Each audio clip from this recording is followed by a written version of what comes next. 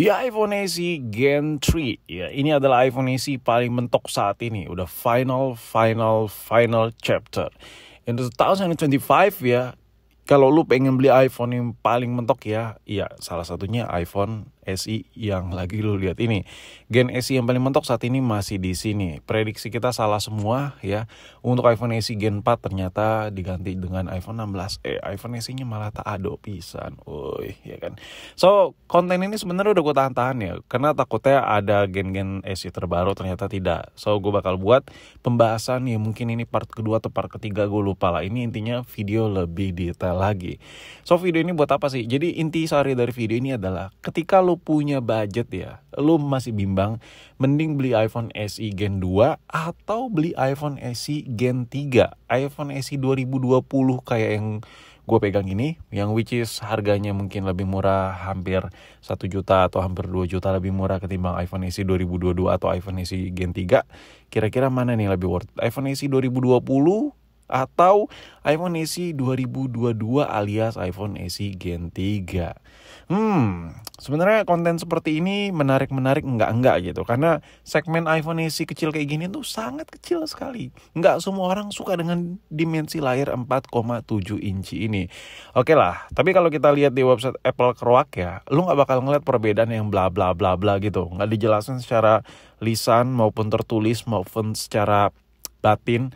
Itu wah, iPhone SE Gen 3 menonjol di sisi ininya. Nah, makanya bacotan-bacotan dari orang-orang yang gak jelas kayak gue ini mungkin ada faedahnya sedikit lah buat lo memfilterasi ternyata ya udahlah, gue enough lah dengan iPhone SE 2020 ya. Oke, di website resminya Apple tuh yang paling kelihatan cuman perbedaan chipset yang paling menonjol ya. A13 dengan A15 ini beda 2 generasi urusan chipset ya. Apakah sebeda itu, senampol itu performansnya? Sebenarnya iya, nampol banget performa yang ada di iPhone SE 2022 alias iPhone SE Gen 3 ini ketimbang iPhone SE Gen 2. Cuman permasalahannya adalah lu butuh nggak ya, karena dimensi layar sama, baterai juga ya begono ya kan. Nah oke. Kalau lu mikir kamera ya, lu beli iPhone SE Gen 3, gue beli iPhone SE Gen 3 aja lah dibandingkan iPhone SE Gen 2 ya. Gue mending beli iPhone SE 2022 lah dibandingkan iPhone SE 2020 kasar gitu. Karena kameranya lebih bagus nih kayaknya lebih oke gini. Kayak lebih gitulah. Enggak. Jawabannya salah. Kalau lu ngincar kamera ya, dan perdebatan di otak lu itu 2020 atau iPhone SE 2022, rugi lu ambil iPhone SE 2022. Cukup iPhone SE 2020. Video yang lagi lu lihat ini adalah video recording dari iPhone SE 2022. Permasalahannya adalah hasilnya sama dengan iPhone SE 2020. Mata kepala gue ini yang biasa nonton bokep, gue gak bisa melihat perbedaan yang signifikan. Jadi kalau lu ngomongin soal kamera, sama ya. At the same time, at the same videos with the different ponsel, anjay. Ngomong apa si Puki ini? Menurut gue rugi. Untuk masalah kamera seri, nggak ada bedanya antara iPhone SE 2020 maupun 2022. Nah kalau dipakai buat harian sekalipun, lo scrolling kayak gini, lo juga bakal rugi gitu beli iPhone SE Gen 3. Rugi men, serugi-ruginya. Kenapa? Karena ketika lo pakai daily cuman scroll tipis-tipis, yang ngeliatnya montok-montok joget-joget gitu, itu kayak mubazir banget, terlalu overkill cuy. Skor Antutu dari iPhone SE 2022 alias iPhone SE Gen 3 itu, skor Antutunya 1,2 juta. I know ini bukan benchmark jadi patokan untuk performa sebuah handphone.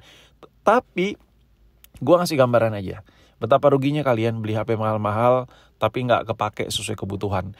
Karena itu agak mubazir. Saran gue lu jangan ambil iPhone SE Gen 3 kalau lu cuma pakai buat gitu-gitu ya. Karena dimensinya, tombol home-nya, terus screen to body ratio-nya nggak ada yang diperbaikin sama Apple dari iPhone SE 2020 sampai iPhone SE 2022. Sorry, bukan diperbaikin, improve ya. Nggak ada.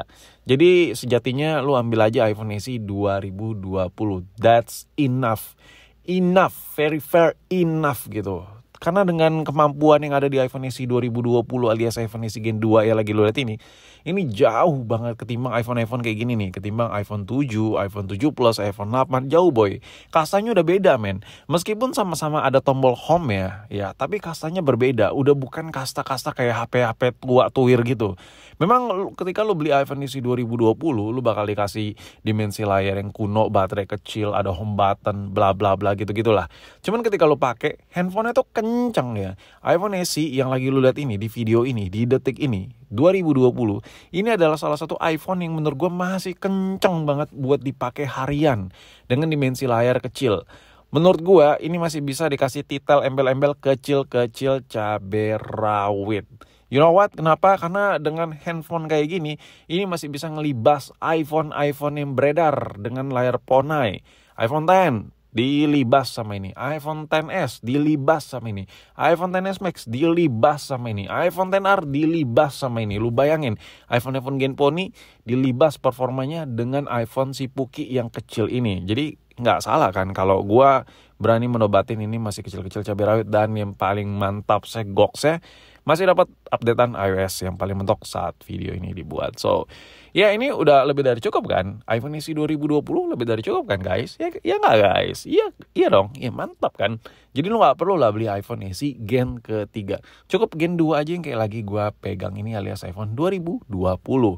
Oke. Lalu kenapa Apple menciptakan iPhone SE si Puki Gen 3 ini?